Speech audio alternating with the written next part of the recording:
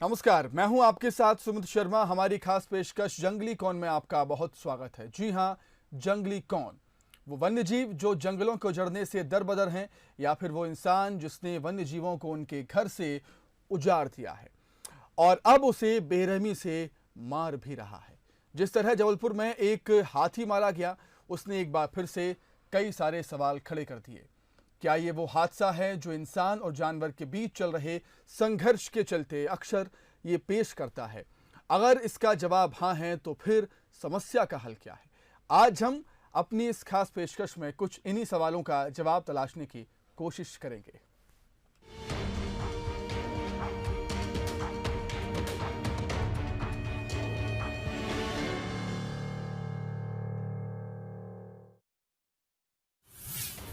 जंगली कौन, इंसान या जानवर, बेजुबान, समझदार या हम? क्या हमने उनके जंगल पर कब्जा किया?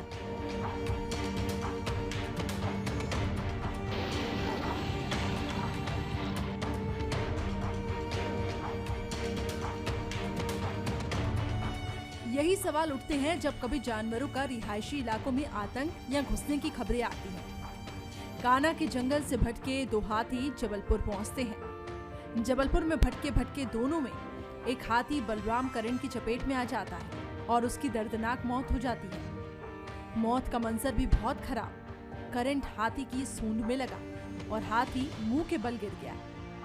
हाथी के दोनों दांत मिट्टी में धंस गए। बलराम तो मर गया, लेकिन दूसरे हाथी राम का अब तक कोई पता नहीं चल सका है। वो कहाँ है? वन विभाग की टीम उसकी तलाश कर रही है। इस घटना के बाद सवाल उठता है कि हमने जंगलों पर कब्जा कर लिया है या जानवरों का रिहायशी इलाकों की ओर रुख बढ़ता जा रहा है। मध्य प्रदेश और छत्तीसगढ़ की अगर बात करें तो छत्तीसगढ़ में आए दिन खबरें आती रहती हैं कि हाथियों के दल ने रिहायशी इलाकों में आतंक मचाया। छत्तीसगढ़ में 5 साल में हाथियों के आतंक से 263 जाने गई। 2019 में 750 से अधिक घरों को रौंदा। हाथियों ने अब तक 2850 हेक्टेयर फसल खराब की। कोरबा, कोरिया, राजगढ़, जशपुर, सरगुजा में ज्यादा हाथियों ने दबिश दी। छत्तीसगढ़ को हाथियों का कॉरिडोर कहा जाता है। मध्य प्रदेश के सीमावर्ती इलाकों में हाथियों की आमद। सीमावर्ती 50 गांव में हाथियों और इंसानों के बीच टकराव। जबलपुर हाथियों का गढ़ रहा। हालांकि अब मध्य प्रदेश और छत्तीसगढ़ के सीमावर्ती इलाके में हाथी है। कई बार जंगली जानवर भूख मिटाने और पानी की तलाश में गांव की तरफ आते हैं और कई बार बिजली के तार या फिर कुत्तों का शिकार बन जाते हैं। ऐसे में वन्य जीवों की सुरक्षा के लिए कानून बनाया गया है। भारतीय संविधान के लिखित रूप से जानवरों को जीने की आजादी दी गई है। अब क्या कहता है एक्ट? जानवर को जहर देने पर धारा 428 और 429 के तहत 2 साल की सजा का प्रावधान है। किसी जानवर को परेशान करने पर 3 साल की सजा हो सकती है। जानवरों के लिए वन्य जीव संरक्षण अधिनियम। पक्षियों को किसी भी तरह का नुकसान पहुंचाने पर 3 से 7 साल की जेल। जानवर को मारना या अपंग करने पर सजा का प्रावधान है। इसके साथ ही जंगली जानवरों और इंसानों के बीच जब इंसानों को नुकसान होता है तो सरकार उन्हें भी मुआवजा देती है और जंगली जानवरों की स्वतंत्रता बनाए रखती है। जंगली जानवर के हमले से मरने पर 5 लाख की सहायता। गहरी चोट पर 72,000 का मुआवजा। हल्की चोट और घायल अवस्था में 12,000 का मुआवजा। भेड़, बकरी की मौत पर 2400 रुपए का मुआवजा। इन सब के बीच अक्सर जंगली जानवरों और इंसानों के बीच संघर्ष होता रहता है। कई बार इंसान और कई बार जानवर अपनी जिंदगी गंवा देते हैं। ऐसे में सवाल उठता है कि आखिर जंगली कौन?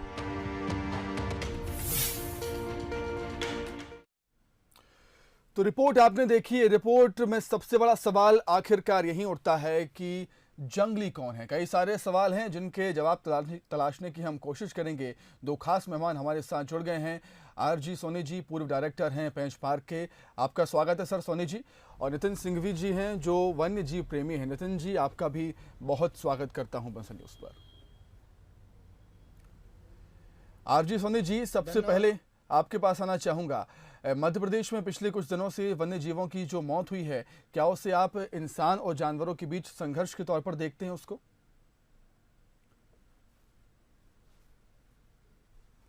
नहीं, ये जो कुछ टाइगर्स की मौत हुई है वो आपको पता ही है कि वो इलेक्ट्रोक्यूशन के कारण हुई है।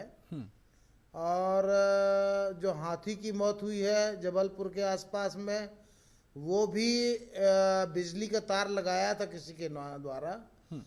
तो इसमें संघर्ष की बात नहीं है, इसमें ज़रूरत इस बात की है कि जो शिकार करने वाले लोग हैं उस पर पैनी नज़र रखनी चाहिए और सूचना तंत्र मजबूत करने की ज़रूरत है।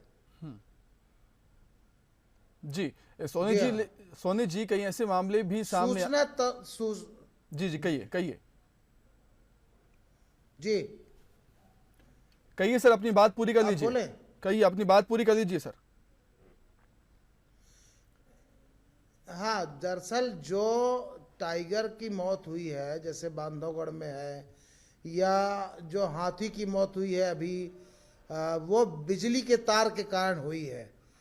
तो ये चीजें हैं कि वन विभाग को अपना सूचना तंत्र और मजबूत करना चाहिए। खुफिया तंत्र मजबूत होने से हमको ये जानकारी मिल जाएगी कि भाई कहाँ पे कौन क्या कर रहा है। तो अगर ऐसा हो तो कम से कम बिजली के तार लगाने वाले लोग को पहले पकड़ा जा सकेगा। जी हाँ, बिल्कुल। सोनी जी पूर्व डायरेक्टर रहे हैं आप पेंच पार्क के। सूचना तंत्र की बात आपने कही, आपने भी सूचना तंत्र वहां पर बनाया था, तो क्या अनुभव रहा आपका और क्या सुधार की जरूरत देखते हैं आप अभी? देखिए मैं जब फील्ड डायरेक्टर था पेंच टाइगर रिजर्व में, तो उसके चारों तरफ 100 गांव थे लगभग। तो मैंने एक व्यवस्था बनाई थी वन सुरक्षा पुरस्कार नियम के तहत, और ये बताया था कि जो भी ऐसी गतिविधियों की सूचना देगा उसको 25,000 तक इनाम मिलेगा। तो उसका होता ये था कि कोई घटना घटने से पहले ही पता लग जाती थी कि अगर शिकारी घुस रहे हैं तो सूचना मिल जाती थी, पकड़ लेते थे, या शिकार हुआ तो तत्काल पकड़ में आ जाता था। दूसरा, मैंने एक ये भी व्यवस्था की थी कि जो चरवाहे जाते हैं जंगलों में, उनको सबसे पहले पता लगता शिकारियों के बारे में।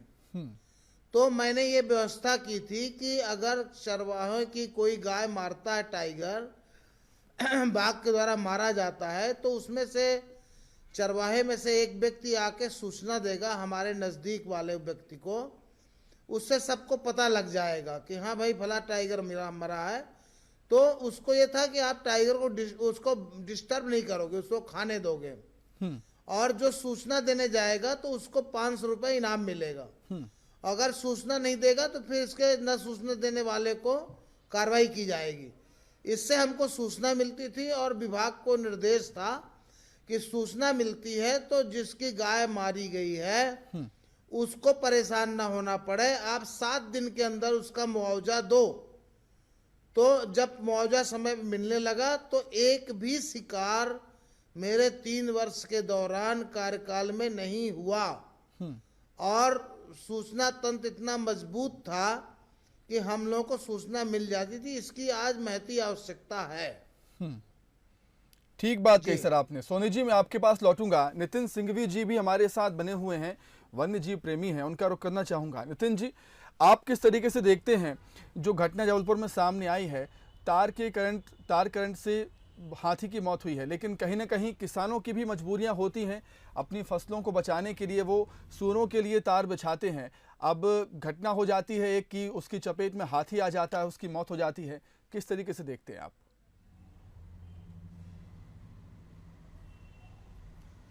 देखिएगा, सबसे पहले तो ये 2 हाथी के बारे में आपको मैं छोटा सा बता दूं कि ये छत्तीसगढ़ के जंगलों में घूमते थे। यहाँ से बस्तर से गढ़चिरौली होते हुए ये काफ़ी लंबे समय तक के मध्य प्रदेश में सिवनी के इलाके में, मंडला के इलाके में रहे। फिर बड़े लंबे समय से दोनों कान्हा किसली में सेटल्ड थे, और कान्हा के मैनेजमेंट को भी और मध्य प्रदेश को भी एलिफेंट वापस मध्य प्रदेश में अभी अभी पहुंचा है। इनको एलिफेंट मैनेजमेंट के बारे में कुछ भी नहीं मालूम है।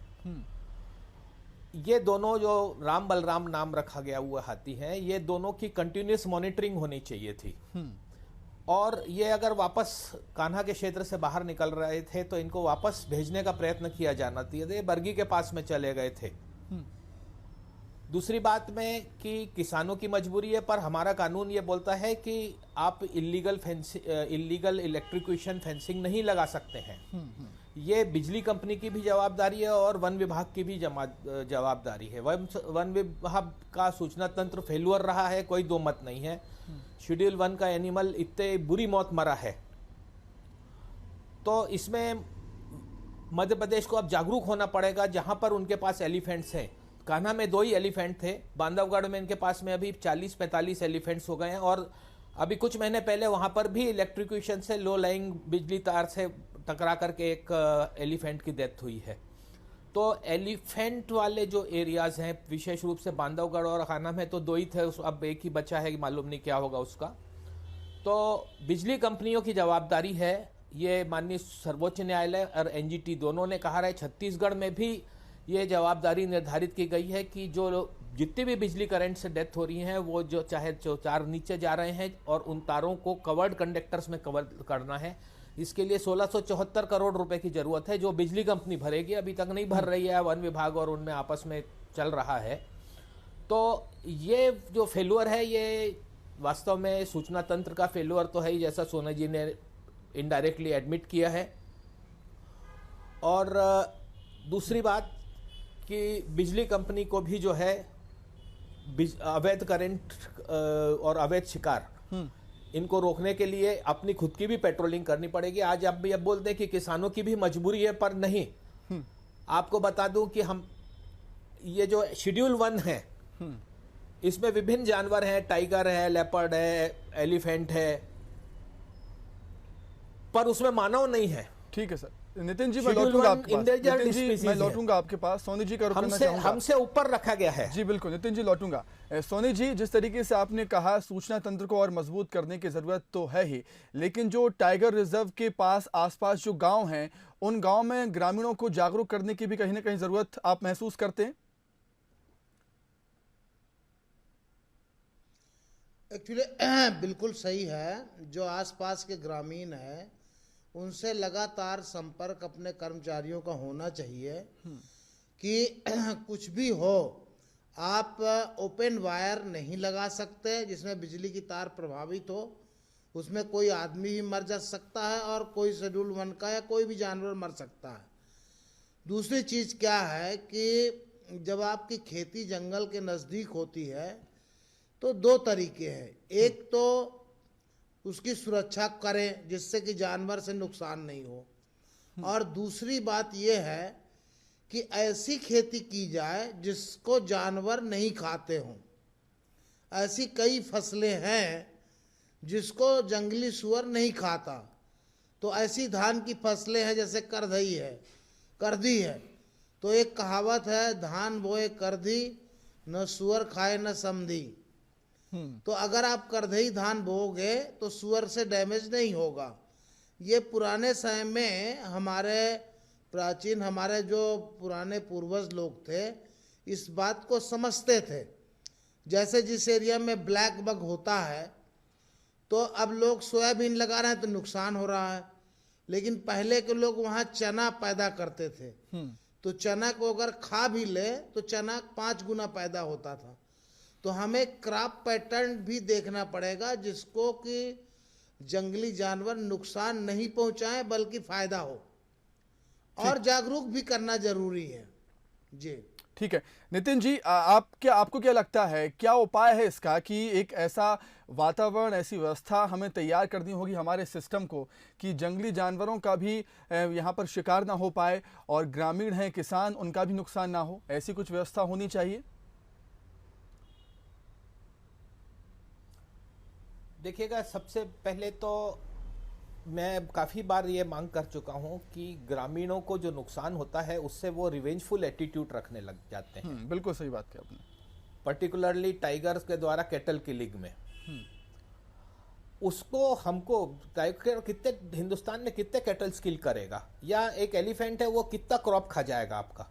किसानों का विश्वास जीतना बहुत जरूरी है। हमें उनका मुआवजा राशि बढ़ाना चाहिए जिससे रिवेंज किलिंग की बात नहीं आए, और जब हम उनका विश्वास बढ़ाने जाएंगे तभी उनका कॉन्फिडेंस लेवल हाई होगा। उसी प्रकार जैसे आज हम किसान सभी जगह पे जो है इलेक्ट्रिक्यूशन फेंसिंग में बिजली करंट दौड़ा देते हैं, हमको विश्वास दिलाना। आप देखिए कि इतने बड़े अरबों खरबों के करोड़ रुपए के बजट में से अगर हम इनके लिए 2-5 करोड़ रुपए रख देंगे तो कोई बड़ी बात नहीं होने वाली है। 50-100 करोड़ रुपए रख देंगे तो हिंदुस्तान के बजट में कोई विशेष फर्क नहीं पड़ने वाला है। तो मेरा यही कहना है कि विश्वास इन लोगों का जीतना, और दूसरी बात की अवेयरनेस बढ़ाना, इसमें तो कोई दोमती नहीं है। और पुराने जमाने में जैसे सोनी जी ने कहा है, इसमें कोई दो मत नहीं है कि हम जंगली जानवरों के साथ रहना भूल गए हैं। नहीं तो हमारे पूर्वज बताते थे कि भाई ये जानवर ऐसा है, इस प्रकार का है, ऐसा करना है, क्या क्या चीजें करनी है, क्या नहीं करनी है।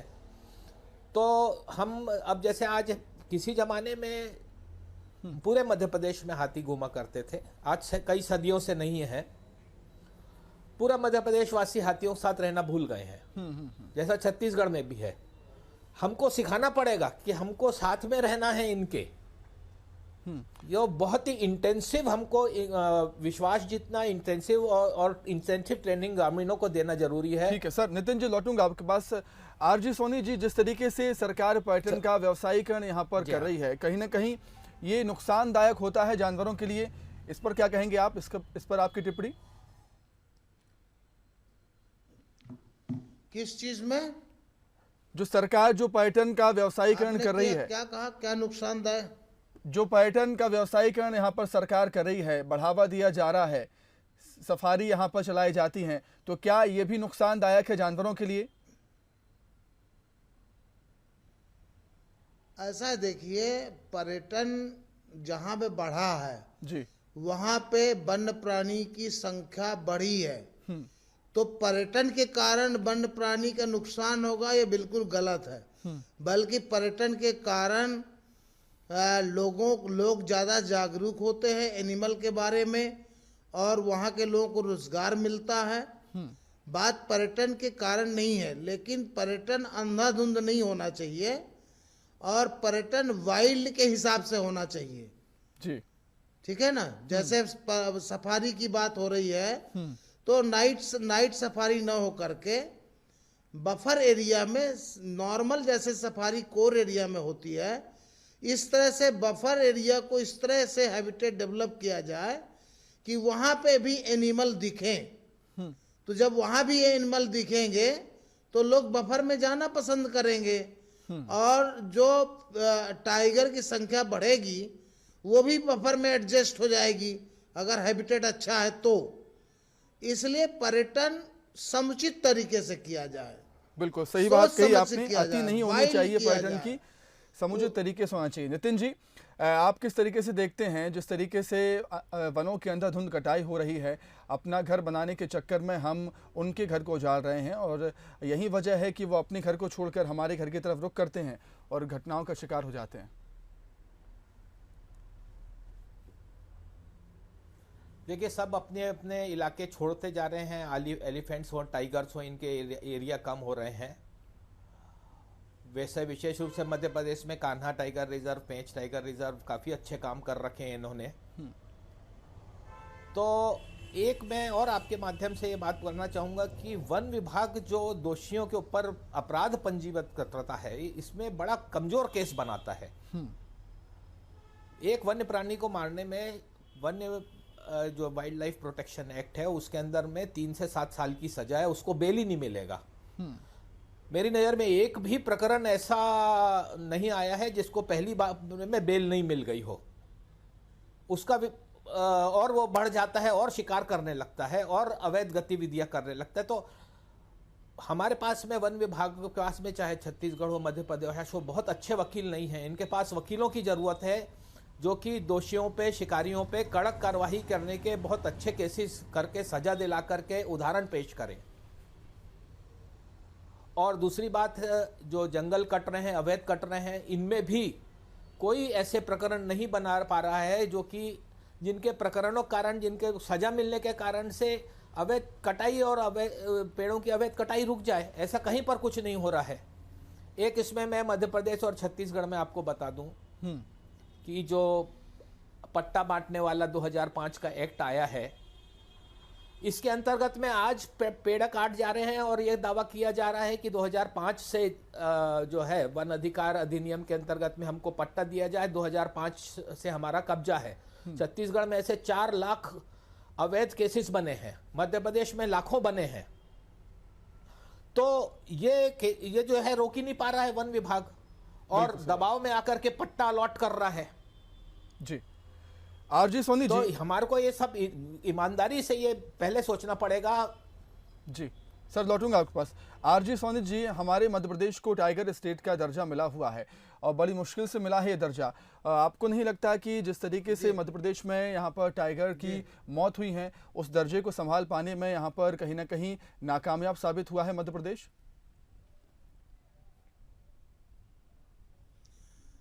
ऐसा तो मैं नहीं समझता हूं कि नाकामी है, कुछ कमियां रही हैं, जैसे कि कुछ शिकार के प्रकरण है, लेकिन जहां 526 टाइगर है तो 5% टाइगर तो नॉर्मल मौत भी मरते हैं और कुछ टाइगर आपसी संघर्ष में भी मरते हैं।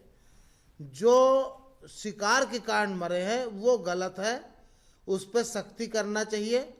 लेकिन हमारे मध्य प्रदेश में वन्य प्राणी विभाग जो है बहुत मुस्तैदी से काम कर रहा है, ऐसा नहीं है कि नहीं कर रहा, बहुत मुस्तैदी से काम कर रहा है, इसमें सुधार की गुंजाइश है। और टाइगर स्टेट के दर्जा को बढ़ाए रखने के लिए हमें कोर और बफर दोनों के लिए हैबिटेट इम्प्रूवमेंट के लिए अधिक बजट की भी ज़रूरत होगी और उसको सही तरीके से ध्यान देने की भी ज़रूरत होगी। लेकिन मैं बिल्कुल नहीं मानता, क्योंकि मेरे कर्मचारी, वन विभाग के कर्मचारी बहुत मुस्तैदी से कर रहे हैं, जितना उनके अधिकार क्षेत्र में है, जितनी उनको सुविधाएं दी गई हैं, उनको सुविधाएं बढ़ाने की ज़रूरत है, व्हीकल्स भी देने की ज़रूरत है हर रेंज में, ताकि त्वरित गति से काम कर सके। और सूचना तंत्र के लिए उनको इनाम पुरस्कार देने की राशि भी बढ़ाए जाने की आवश्यकता है, तो इसको कंट्रोल कर लेंगे हमारे अधिकारी लोग। ठीक है, बिल्कुल। सिंघवी जी, आपसे आखिरी टिप्पणी चाहूंगा, क्या देखते हैं आप जो लगातार मौतें वन्य जीवों की हो रही हैं हमारे देश में, प्रदेश में बात करें तो कहीं ना कहीं जागरूकता की बेहद कमी ग्रामीणों में, अभी भी लोगों में?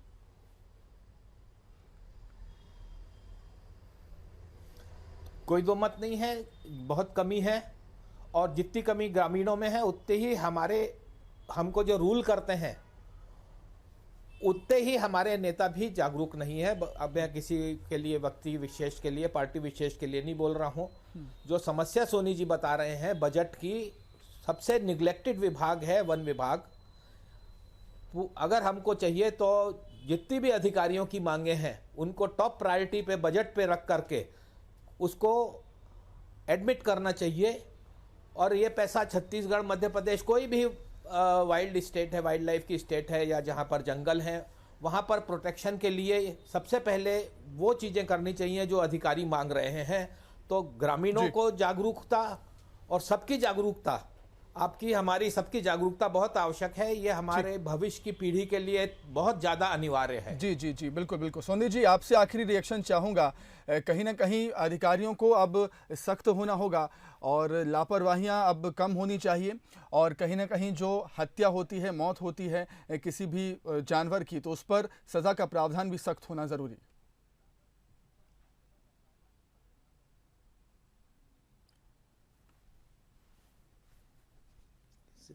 सोनी जी, मेरी आवाज़ आप तक पहुंच रही है?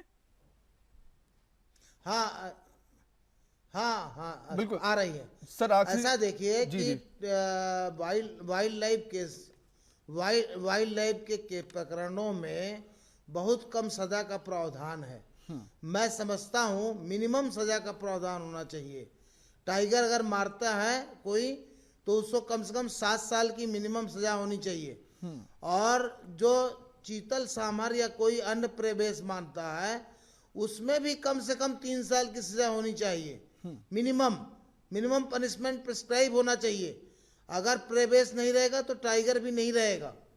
इसलिए सख्त सजा का प्रावधान कानून में होना बहुत जरूरी है, तभी हम बता पाएंगे इनको जानवरों बिल्कुल को। बिल्कुल बिल्कुल सर, समय की कमी है सर मेरे पास, मैं कंक्लूड करना चाहूँगा। बहुत बहुत शुक्रिया आपका आरजी सोनी जी हमारे साथ जुड़ने के लिए। जतिन सिंघवी जी आपका भी बहुत शुक्रिया हमारे साथ जुड़ने के लिए, चर्चा में शामिल होने के लिए। तो गंभीर विषय है, आखिरकार सवाल यही उठता है कि जंगली कौन है, और जो हमने सवाल के जवाब तलाशने की कोशिश की है उसमें निकल कर यही सामने आया है कि अभी जागरूकता की बेहद कमी है लोगों में, और कहीं ना कहीं लापरवाहियाँ भी हमें इसमें देखने को मिल रही हैं। तो हमारी खास पेशकश में इतना ही, खबरें लगातार जारी हैं, आप देखते रहिए बंसल न्यूज़। नमस्कार।